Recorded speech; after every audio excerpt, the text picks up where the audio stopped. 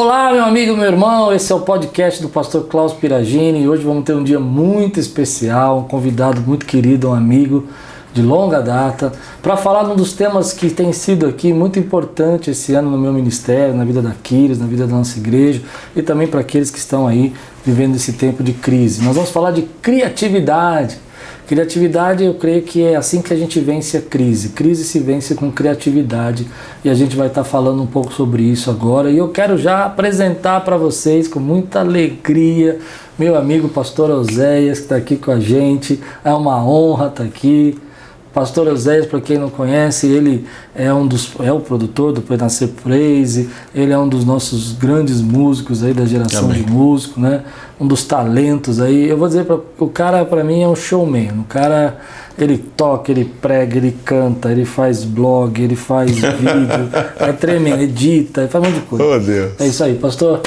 Pastor Klaus, olha, é um privilégio estar aqui no seu podcast, já acompanho também um podcast, um projeto que Deus te deu, especial. Privilégio estar aqui com você. Um abraço a todo mundo que está assistindo a gente. Obrigado. Hoje o tema é legal, porque eu acho que músico, né, tem muito a ver com criatividade, né? A música, ela gera esse sentimento, né, de criatividade, de pensamento, né? Eu tenho uma teoria para a gente começar o assunto, para você poder estar dentro do que a gente está pensando, é que todo mundo nasce criativo, todo mundo nasce com criatividade, mas depois de um certo tempo, nós vamos perdendo essa criatividade. Parece que a estrutura, os padrões que estão sendo estabelecidos na nossa vida faz a gente perder a criatividade.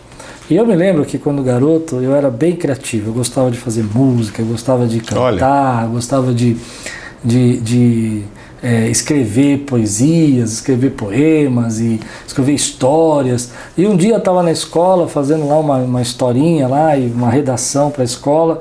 E eu comecei a brincar de que o João se apaixonava pela Maria, que depois eles tinham uma briga e tal, e a classe começou a dar risada e começaram a me zombar. E tinha uma menina chamada Maria na classe, que era uma menina assim que tinha os olhos tristes, sabe, assim, bem tristinha, assim, bem, né, sem entender, os olhos tristes, assim.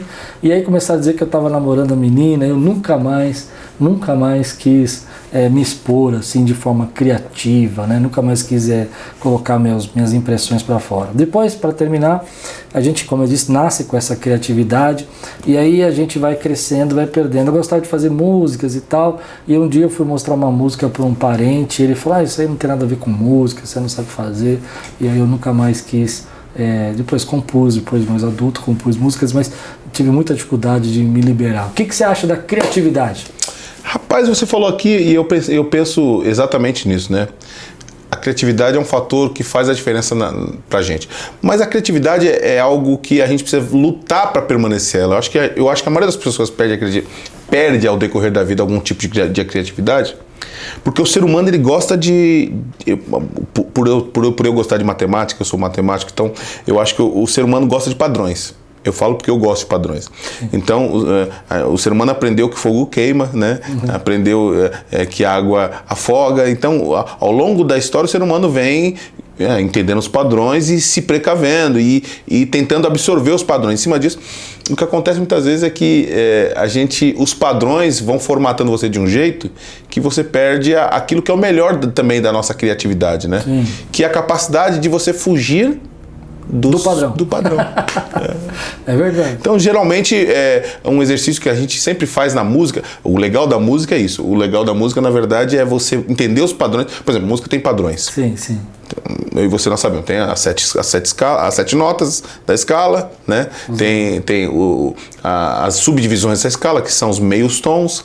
E aí, os ascendentes. Então, tem a escala maior, a menor. Aí, depois da escala maior e menor, tem as escalas de blues, que são as escalas que você aprende a improvisar no blues. Tem a escala outside, que você aprende a improvisar nos meios tons. Se o cara só decorar as escalas, que são os padrões, ele vai estar tocando escala. Ele não vai estar improvisando. O improviso é você pegar o que você aprendeu, que usar a criatividade, e fazer do seu jeito. Então, a grande coisa da criatividade... A criatividade... Tem muita gente que confunde criatividade com fazer mas explora isso, eu achei legal, cara. Não, você entendeu? Entendi, quer dizer, na verdade a criatividade é você não é esquecer o padrão. Não é geralmente, mas é fazer com aquilo que você entendeu do padrão. Sim. Então, o que é errado? Por isso que eu como um produtor de música, eu não...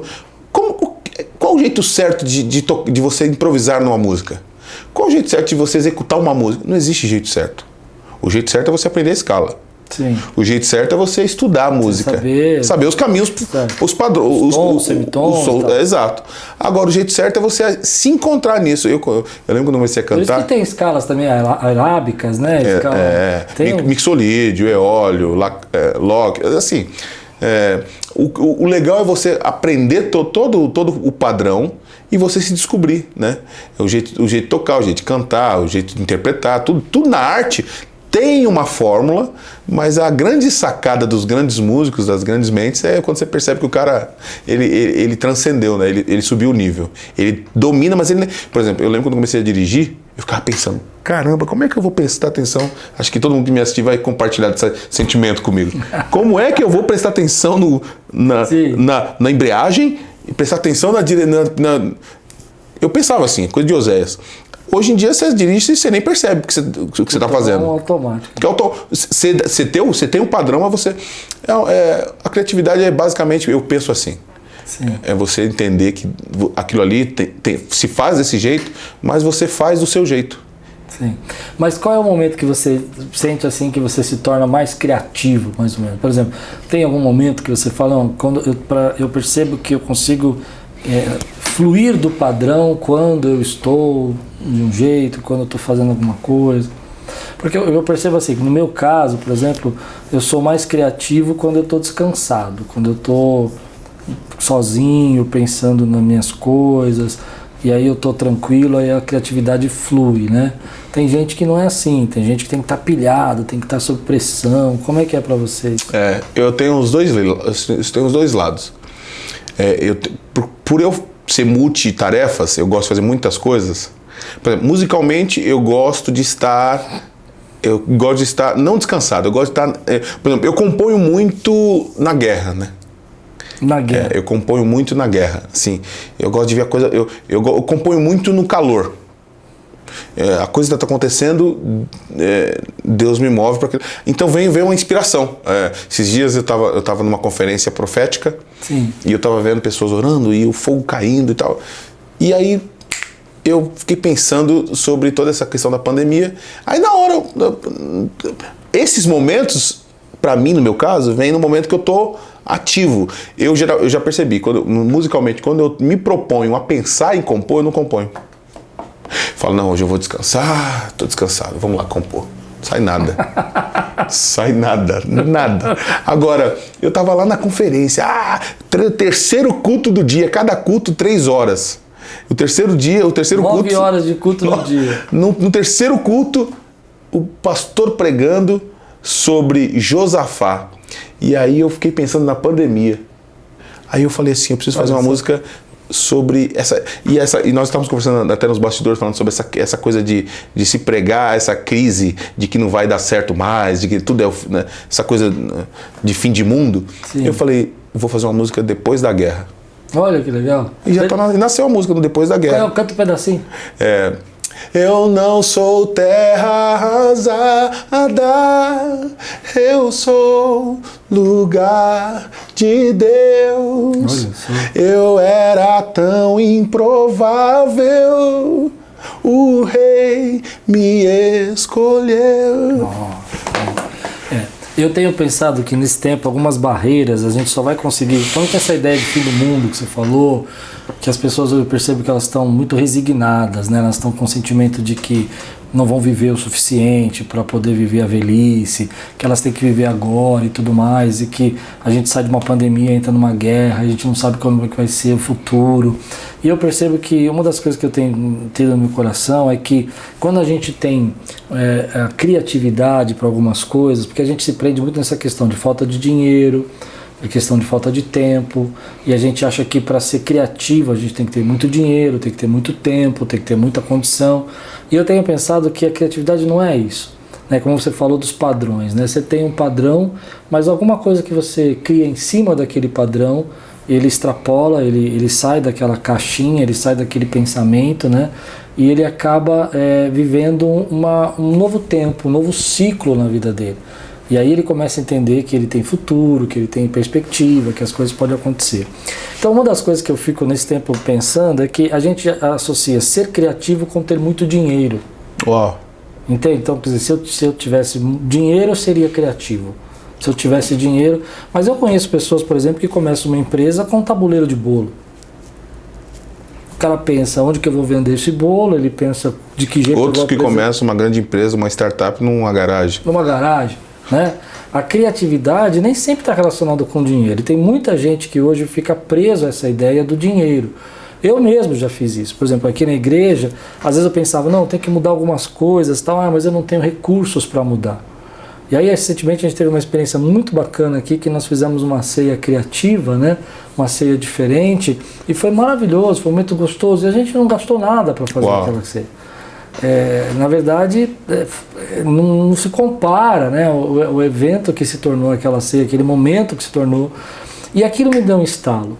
Porque até aquele momento eu estava pensando assim, criatividade precisa de grana. Então eu quero abrir um vlog, eu preciso de uma super câmera.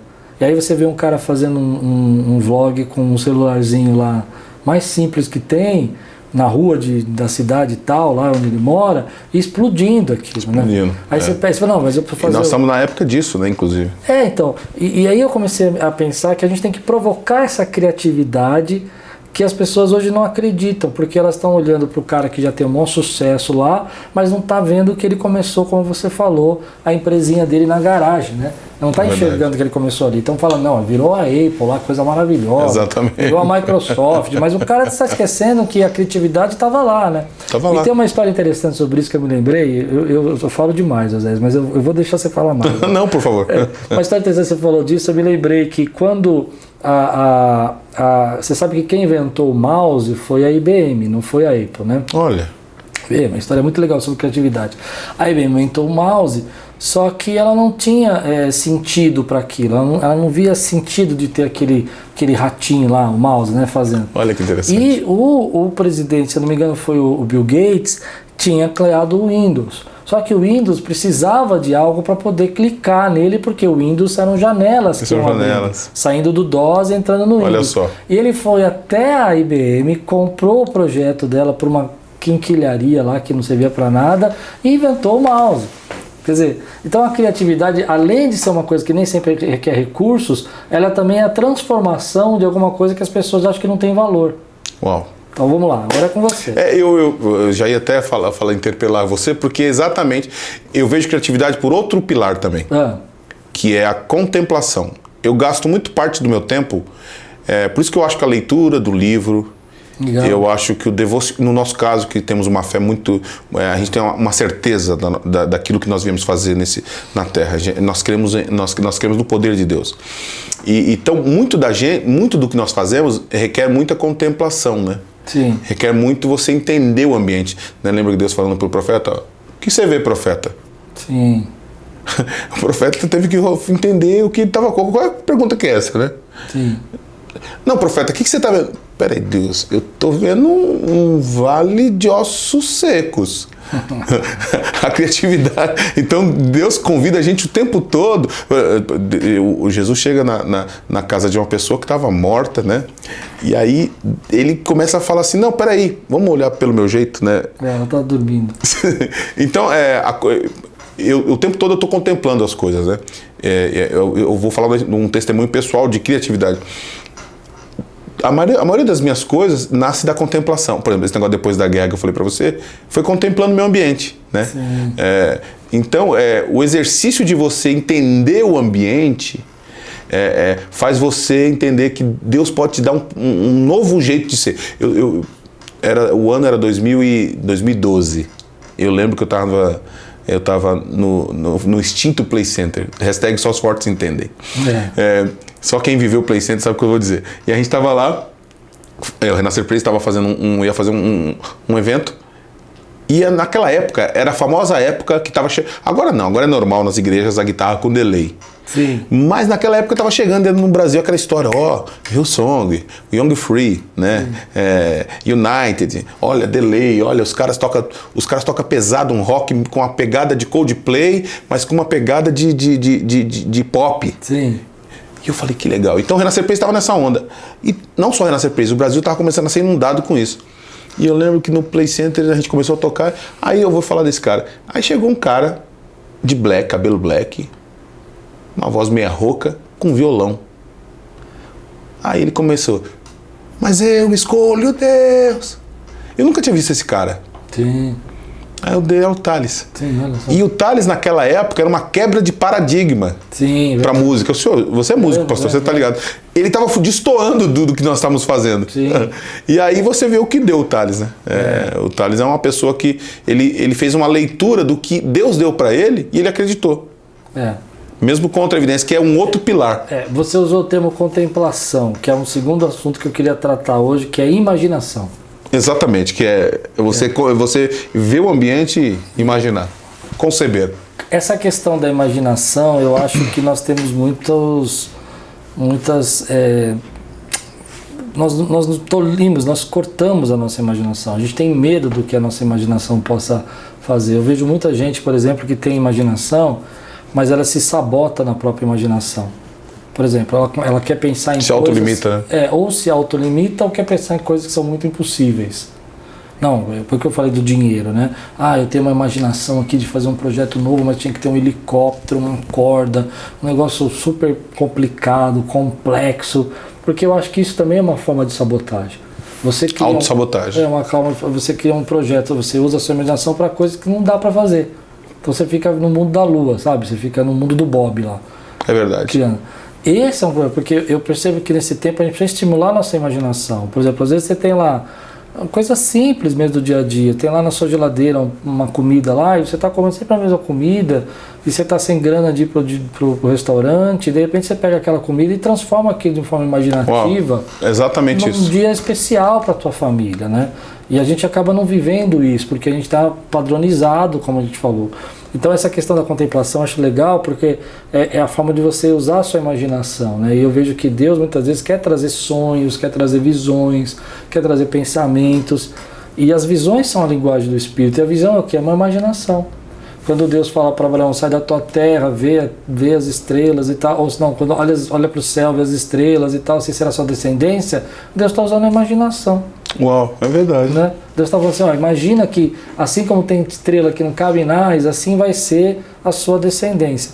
E hoje eu percebo que a gente sabota a nossa imaginação por causa dos paradigmas religiosos. Aquilo que já preconcebemos ou nos ensinaram. A questão do Thales é essa, ele quebrou o paradigma religioso, ele veio com uma pegada de música que estava fora do contexto, né, musical. E através da própria experiência pessoal, né? Ele podia ter entrado num padrão.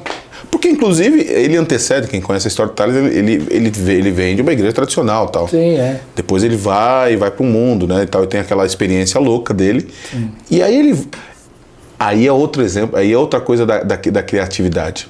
A criatividade nasce de uma coisa real. Por mais que seja criação, mas é algo que é orgânico, não é... Ou seja, você não cria do nada, né? Exatamente. Você não cria do nada. Não existe isso, né? Quem cria do nada é Deus. As pessoas confundem criatividade com criar do nada. Não. Nós... Eu já pensei assim, sabia? Olha... Que criar do nada. Não, a criatividade é você musicalmente, por exemplo, eu percebo que ele poderia ter se associado, ele falou, não, vou pegar a guitarra com delay, vou fazer isso aqui, vou fazer esses encadeamentos de acordes, e acho que é o que dá certo, que é o que eu mais ouço no meu estúdio. Mas como assim? A pessoa chega pra mim, Pastor Osés, eu quero fazer uma música. Eu quero que você... E a pessoa às vezes manda o link. Igual essa aqui. Você que é produtor que sabe, sabe o que eu tô falando. Aí ela fala assim, eu quero igual, tá? Porque é o que tá pegando. Essa frase é o que tá pegando, me dá uma agonia.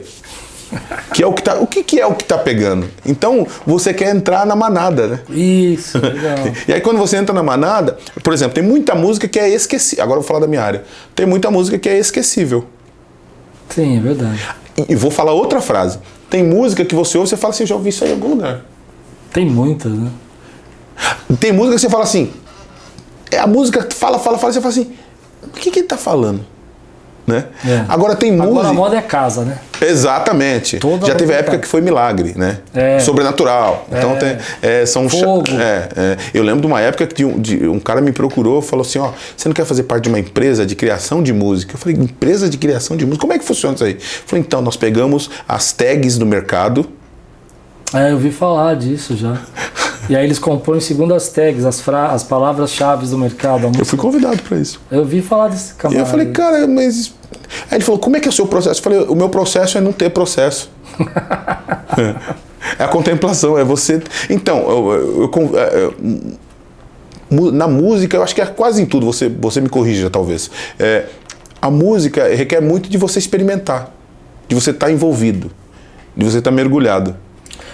Eu acho que concordo. Acho que em qualquer ambiente, talvez. Eu acho que a música vai nascer no nosso coração quando a gente imagina aquilo que a gente quer entregar, assim, né? A adoração, a angústia, imagina a nossa dor, como é que ela está dentro de nós. A gente faz uma leitura disso e imagina como isso vai ser transposto, né? Como isso vai ser levado para os outros, né? O que eu percebo hoje é que muitas pessoas estão vivendo um tempo de angústia por causa dessa questão de ter uma criatividade tolhida e também por causa de ter uma imaginação reprimida. E às vezes a gente vê tantos trabalhos bonitos com reciclagem, por exemplo, tantos trabalhos bonitos. Você mesmo estava falando de um painel que você fez lá no seu estúdio, né? Como é que você fez esse painel? Isso é criatividade para mim. É verdade, é verdade. Em meio à crise, né? Em meio a você não entender como é que faz e saber, você tem que usar da criatividade. Um outro aspecto que eu vejo quando eu penso em criatividade é você tentar perceber que você não sabe tudo e você pode ouvir as pessoas, né? A criatividade, eu tenho algumas, como qualquer músico, eu tenho algumas deficiências. Então, eu lembro do Romário falando sobre isso, né? Agora usando o exemplo do Romário, né? O pessoal fala para pegar muito no pé dele. Ele falava assim, Romário, por que você não marca as pessoas? Por que você não treina? Aí ele falou assim, eu sei o meu defeito. A minha característica eu também sei. Mas eu prefiro mais conhecer aonde eu não consigo, porque se eu sei aonde eu não consigo, eu sei dominar e eu sei chegar e eu sei fazer o gol. Aí ele falou, eu fiquei pensando depois disso, eu falei, não estou entendendo, não tem nexo. É mais fácil você saber onde você é bom, né? Aí eu dou razão para ele. Porque quando hoje eu vocalmente, por exemplo, eu vejo Leonardo Gonçalves, eu vejo, por outro lado, Nívia Soares. Aí eu vejo Ana Paula Valadão, né? Eu vejo um amigo meu, parceiro, Paulo Rogério. Eu cheguei no Renascer Praise, antes de mim era o Paulo Rogério. Então todo mundo falava assim pra mim, então Paulo Rogério, entendeu? E aí, você fica, todo mundo em algum ambiente fica nisso, né? Porque tem alguém que você precisa Aí eu falei assim, eu não vou ser nunca, né? Aí eu comecei, depois desse negócio do Romário, eu comecei a perceber, eu falei, peraí, o que eu não consigo fazer? Peraí. Aí eu comecei a falei, então esse caminho eu não vou. E aí eu comecei a criar, eu comecei a me sentir à vontade no caminho que eu acho que eu conseguia. Foi onde eu comecei a ter uma característica vocal. Interessante. Eu me encontrei naquilo que eu achava que era a minha limitação. Sim. Então, às vezes, você acha que você está limitado na sua criatividade e não é limitação. É que você está preso. Você está preso em querer se espelhar no que o outro faz, né? O que é exemplo de sucesso? O exemplo de sucesso é o que você consegue fazer. É o que você se sente bem. O sucesso pessoal, para mim, é você fazer aquilo e você fala assim, eu consegui fazer e eu executei e as pessoas entenderam, então eu gerei. Isso é sucesso para mim, né? Eu não posso medir a minha voz pela voz do Paulo, nunca vai ser. E o Paulo não pode vir medir a dele pela minha. Sim, claro. E eu acho que isso que torna da criatividade e da musicalidade algo incrível, né? Você nunca vai ter de novo uma voz de um Elton John. Eu acho que você tem um assunto aí muito legal que a gente podia pensar e explorar mais. Ser criativo não é ser cópia de ninguém, né? Não. Porque eu acho que a questão aí é que às vezes a gente querer ser original. Deus nos criou para ser original. Deus nos criou para ser único. E a gente se contenta em ser uma cópia de segunda mão de alguém. Acho que esse é o problema. A gente quer respirar o sonho do outro, né? A gente quer viver o que o outro vive. E nós estamos numa época que é isso, né? Infelizmente. A gente está numa época em que o Instagram traduz aquilo que todo mundo comumente concordou que é legal. E aí é só você copiar e fazer igual, né? Você não precisa ser criativo, né? E não é nada disso. Eu estava fazendo um tempo atrás uma parede lá na minha casa E a irmã que estava fazendo comigo lá, com a Lupe, nos ajudando, ela falou uma coisa interessante, porque eu fiz metade da parede de madeira e metade de grama, né? De plantas artificiais. Que legal. E ela falou assim, eu nunca tinha visto metade da parede de madeira, mas ficou muito legal. Interessante, né? Tá vendo? Porque como eu não sabia o padrão, eu não sabia que fazia a parede inteira. Isso é interessante, porque quando quanto mais você fica olhando o padrão, é mais difícil você sair fora daquilo, né? Porque você começa a virar uma cópia, né? Você começa... E aí aquilo que é a sua originalidade fica jogada fora, né? Fica jogada fora porque você não se deu tempo. Eu acho que é uma outra, se você me permite também, uma outra coisa que eu queria colocar é você entender o tempo da sua criatividade. Né? Como assim? Você não precisa fazer o assunto que você está começando a criar, você não precisa terminar ele. É outra coisa maluca que eu vou falar aqui, mas assim, eu nunca começo um projeto, não, depende do projeto, por exemplo. Não, quando eu tenho um projeto que eu preciso ter um prazo para entregar, eu me proponho, mas já tenho os padrões dele, normal, que dentro desse padrão eu crio. Sim. Só que tem algumas coisas que você pode criar, por exemplo, música não é padaria. Criar letra, criar melodia, não é me dá 3 pãezinhos aí. Não. Ou senão fazer que nem o pessoal fala, coloca sol, dó e ré, que é a música de sucesso. Né? Não. Não. Eu já ouvi, né? A música da dominante, da subdominante, da fundamental, não. Eu já teve música que eu comecei num mês e terminei no outro mês. Tem música que eu comecei num dia, tem música que eu terminei no mesmo dia, na mesma hora, né? Essa depois da guerra eu terminei, eu tava na igreja, no culto, terminei ela. Já teve música que, como o Milagre no Altar, que eu comecei num mês, terminei 3 meses depois ela. Já teve música que eu comecei num ano e terminei no outro. Né? Então, o processo de criatividade é não ter a exigência do tempo. Porque às vezes você precisa descansar. Já teve hora que eu falei assim, eu não estou indo para canto nenhum. Aí só de tomar o café, só de você sair, só de desopilar, só de você olhar de fora, sim. Só de você falar assim, peraí, já teve vezes que você criou algum projeto, que você está em outro ponto. Você tem que sair do projeto, você tem que sair e falar assim, peraí, aí você volta. Você volta e você, às vezes, você destrói tudo, começa de novo e às vezes termina mais fácil. Então, o tempo também faz muita diferença no processo criativo. Você entender o tempo do processo criativo é o que vai fazer toda a diferença da execução final dele, de como ele vai finalizar. Né? Hoje eu me arrependo de algumas coisas que eu criei musicalmente, que eu penso assim, se eu pudesse ter dado mais tempo, maturado mais. E já tem outros que é o oposto. Esse aqui eu não podia ter embaçado tanto, não podia ter demorado muito. Esse aqui se eu tivesse feito. Você acaba se perdendo também, né? O time é importante. O time, é isso que eu queria falar, exato. O time da coisa é que faz a criatividade ficar melhor. Você vai gastando. Pastor Klaus, você que está assistindo a gente, já teve coisa que eu gravei com o microfone eu vou falar para quem conhece estúdio. Já teve música que você vai ouvir, que eu não vou falar música, mas depois você procura na minha biografia. Tem música da minha biografia que eu gravei com o microfone, lê som de mão e foi pro CD. Por quê? Porque a criatividade foi para aquele momento. Interessante. Eu ouvi aquilo ali e eu falei, não posso, isso aqui é isso aqui. Isso aqui tem que ser isso aqui.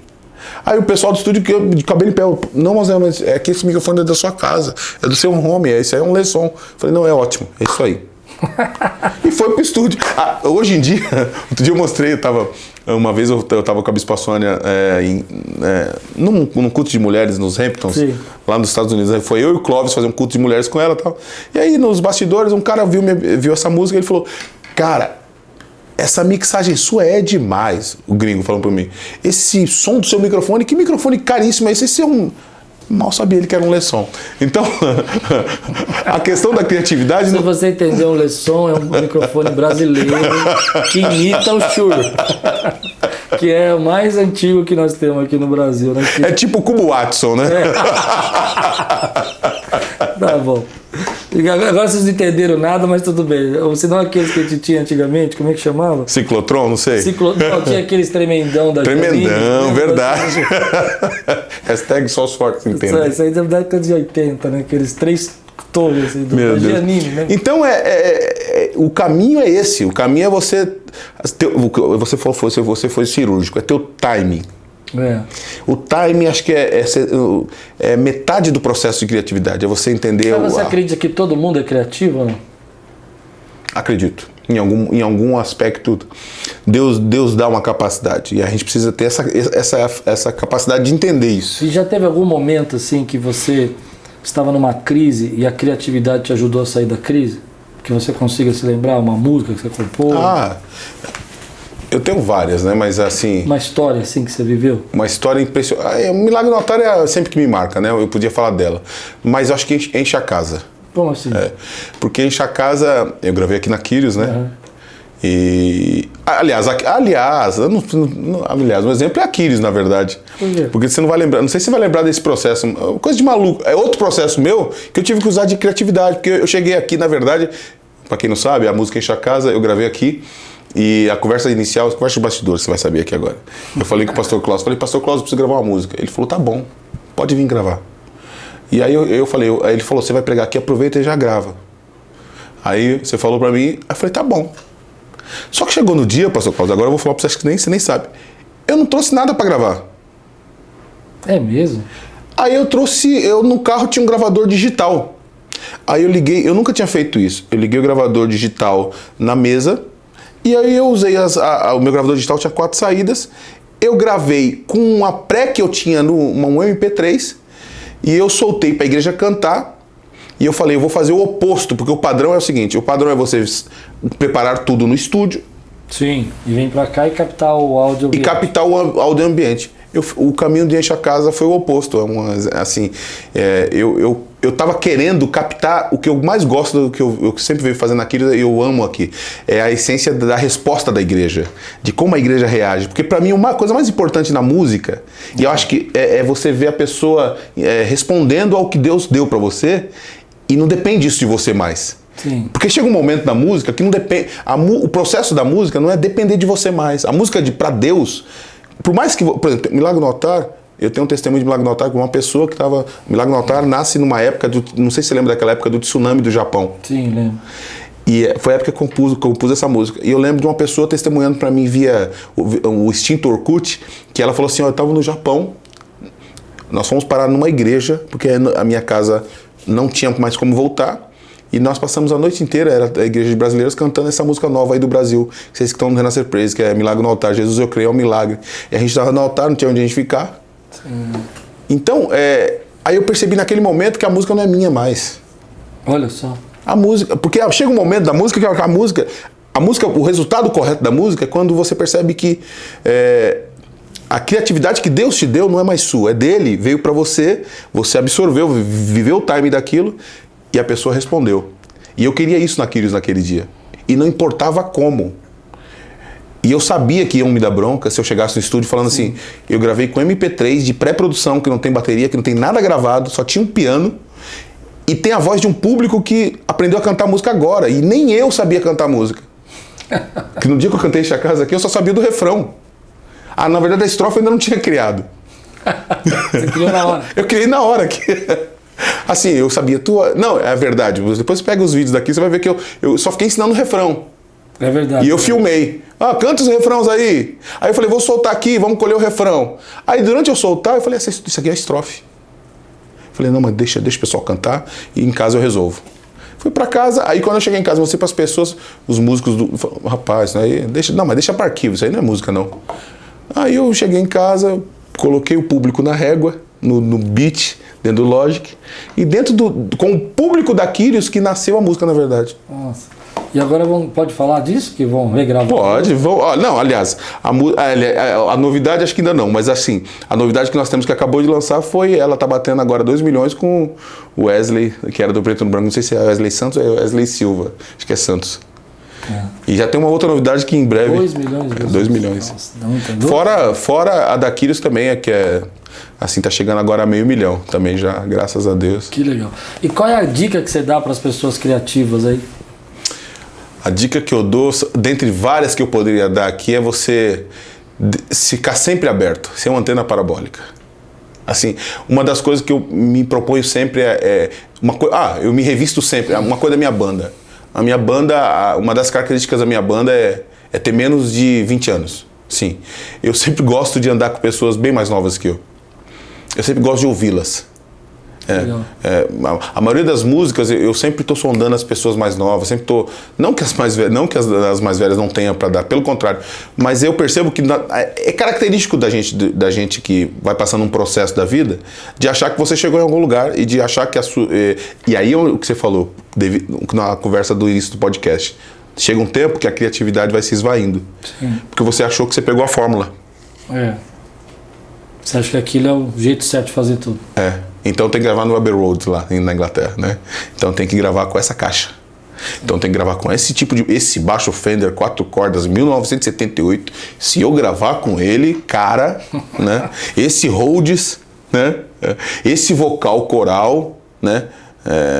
Não é nada disso, né? E aí o cara vai e grava uma música com violão lá e vira o Justin Bieber. Né?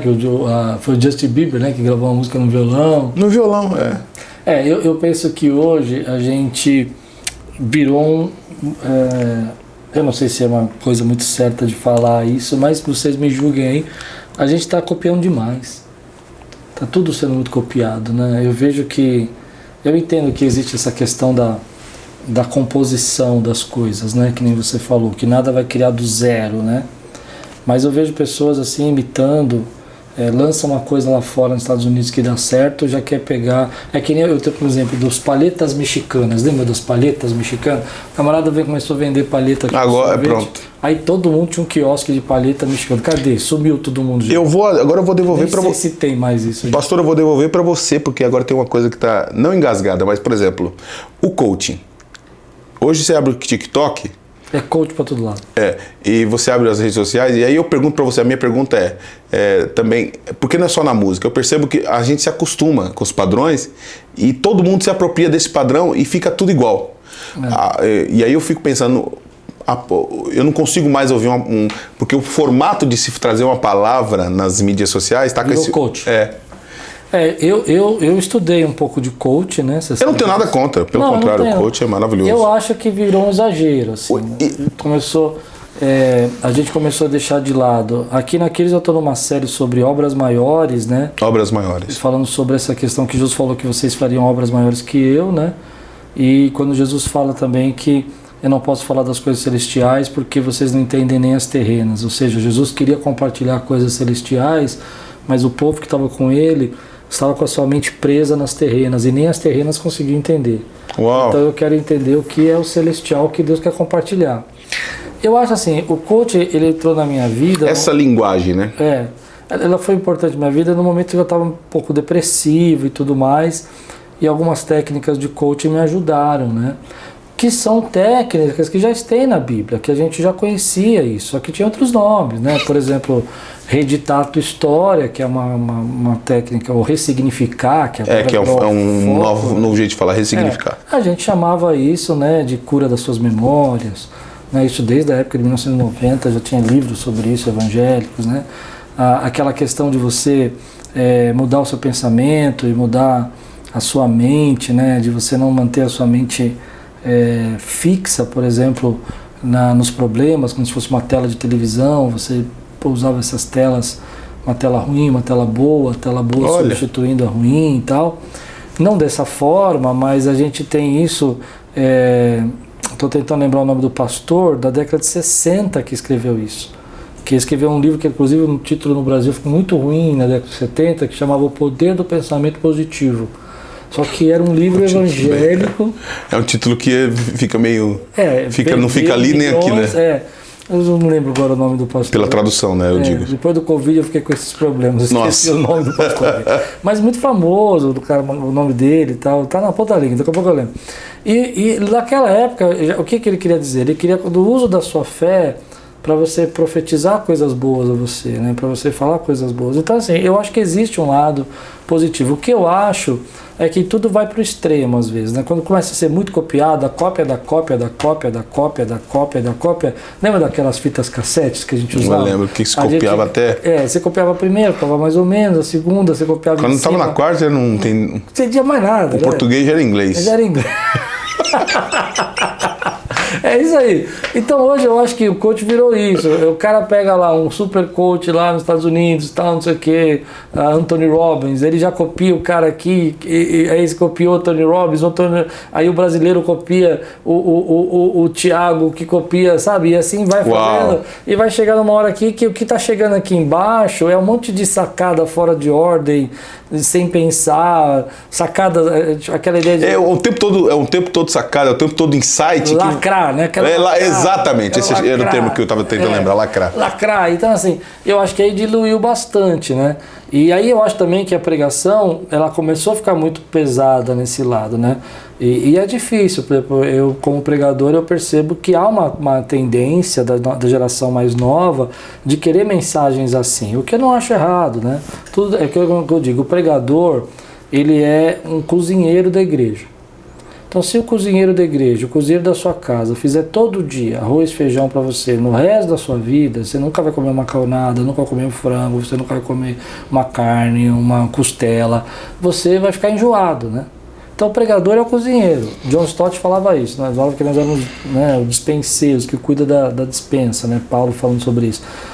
Então a ideia é o seguinte, um dia você vai ter que pegar uma macarronada, um dia você vai ter que pegar uma lasanha, outro dia você vai fazer um doce, outro dia você vai fazer uma comida nordestina, mas você tem o teu prato principal, que você é o pregador. Por exemplo, o meu prato principal é fé.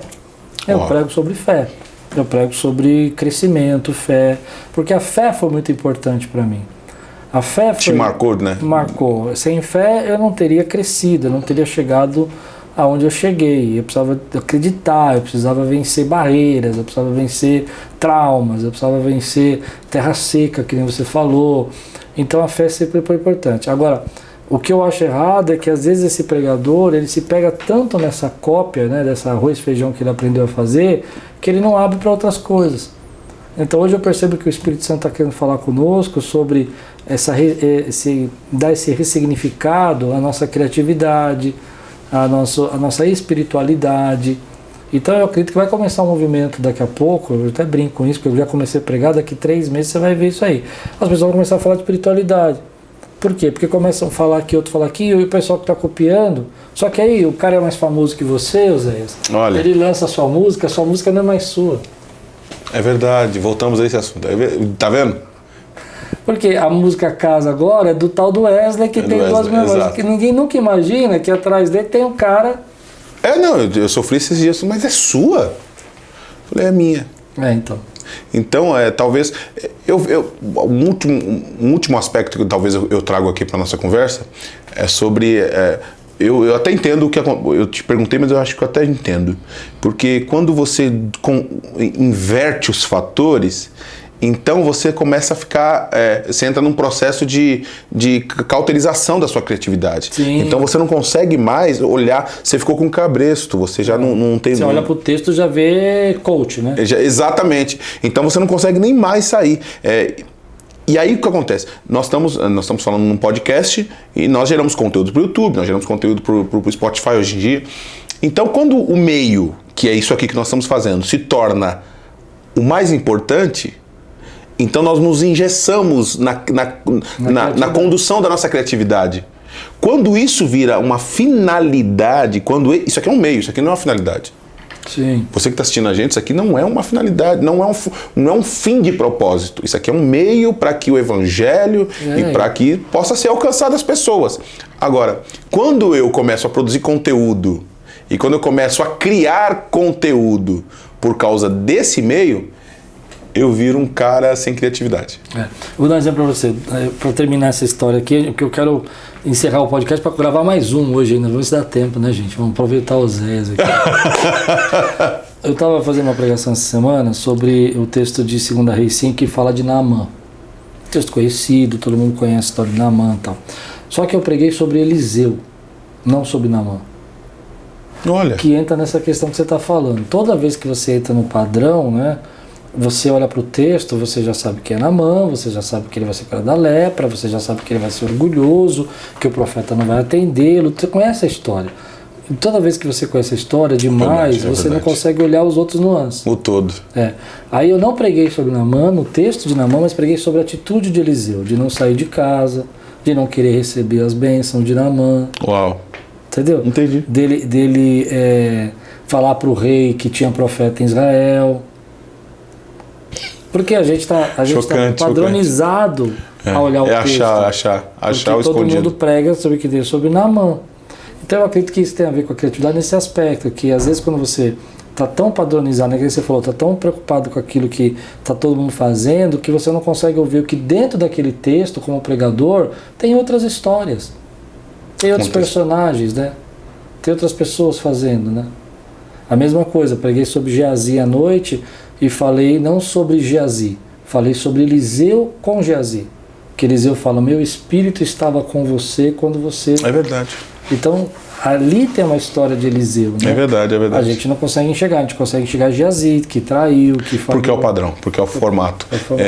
Eu entendo bem isso porque eu sempre ministrei sobre Betesda, sobre a cura, né? Sim. E uma vez, acho que eu vi naquilo, eu ministrei sobre que o problema de Betesda, para mim não é a cura, o problema de Betesda é a competição. Sim. Que todo mundo não olhava o coxo. Há 30 e tantos anos o cara estava lá e ninguém se importava. Aí eu falo de que Jesus, aí eu olho para o outro lado, eu não olho pela cura, eu falei, olha, Jesus vence toda a competição pela misericórdia. Glória a Deus. Então pra gente que prega, acho que pra gente que canta, pra gente que deseja fazer algo e criar, é importante você estar olhando o que o ambiente à sua volta, o que Deus e o que Ele te coloca, te favorece a fazer. E às vezes a tua guerra é um grande ambiente para você ser criativo. Verdade. É o caso do texto de Naamã, porque o ambiente nosso é Naamã, né? Exatamente. Aí você fala, não, já sei o que pregar, eu já prego tantos anos sobre esse texto. Mas olha o ambiente, mas olha o enredo, olha os ingredientes que estão ali. Olha os outros personagens, né? Isso é maravilhoso. Legal. Qual é a última dica que você dá para o nosso povo aí do podcast sobre criatividade? A dica de criatividade agora é para o povo mais específico, que é da minha área, né? O pessoal que está assistindo aqui sabe que eu sou da área de produção. A minha dica de criatividade é você passar muito tempo do seu dia absorvendo e ouvindo. Nunca deixa de ouvir. Nunca deixa de absorver o que você... Se quer ser músico, quer empreender na música, quer ser criativo na música, gasta mais da metade do seu tempo ouvindo. Bacana. Bom, fazendo um review aqui do que nós falamos, então a criatividade não é você ter dinheiro ou ter pouco dinheiro. Exatamente. Né? A criatividade, ela acontece em momentos diferentes. Às vezes quando você está exposto, né? Contemplar. Você percebe, contempla o ambiente, dá asa à sua imaginação. Exatamente. Que nós vemos um tempo onde as pessoas estão copiando demais porque elas estão deixando de tentar ser criativas, né? É verdade. Lembrando que a criatividade não é construído nada, mas muitas vezes é a partir de bases e padrões que você já tem, como a música que você falou. Exatamente. É isso aí. Gente, muito obrigado, espero que você tenha gostado. Oséias, querido, obrigado demais. Eu agradeço, pastor. Já espero o próximo convite já. Foi muito legal. Vai ter o próximo agora mesmo, vou ficar aqui nem Muito bom. E que Deus abençoe a vida de vocês, que vocês tenham uma semana de graça. Não esquece de compartilhar esse podcast. Se foi bênção para você, pode ser bênção para mais alguém. E tudo quanto você fizer, prosperará.